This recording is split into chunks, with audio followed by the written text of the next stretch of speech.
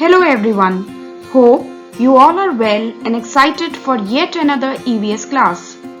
Today we will take up lesson 10, What is Cooking, of NCERT book Looking Around for grade 3.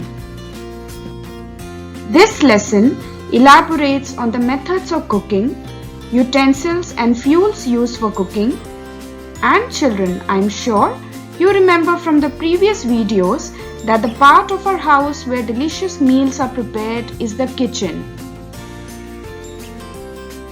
Children, all of you must have seen your mothers cook using various utensils, which is nothing but the vessels she uses to cook. Some of them are pressure cooker, frying pan, knives, cutting board, hot plate or the tawa, tongs or the chimta, spatula, rolling pin, wok or the kadai, pot and whiskers. Fuel is defined as the substance that helps to produce fire, which is essential in cooking. Let us now look at the various fuels which are used to cook. In olden days and in villages, people still use cow dung and wood to produce fire to cook their meals. Kerosene is another fuel which is used in the stove, which you can see on the screen.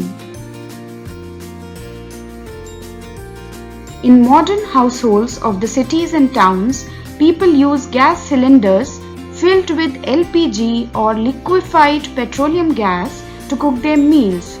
They also use PNG, that is, piped natural gas, to prepare delicious meals. Moving on, children, let us now understand some techniques used in cooking. Baking is where we use a microwave or an oven to bake cakes, biscuits, etc. Roasting is done over a hot plate or an oven.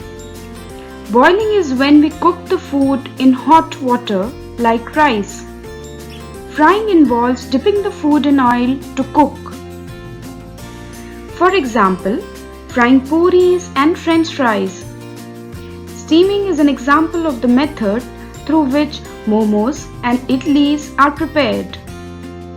Grilling is used to cook the food items directly on the source of heat. For example, grilled chicken or paneer tikka over a barbecue or a tandoor which you enjoy relishingly. Blanching is when something is boiled or steamed for a short time.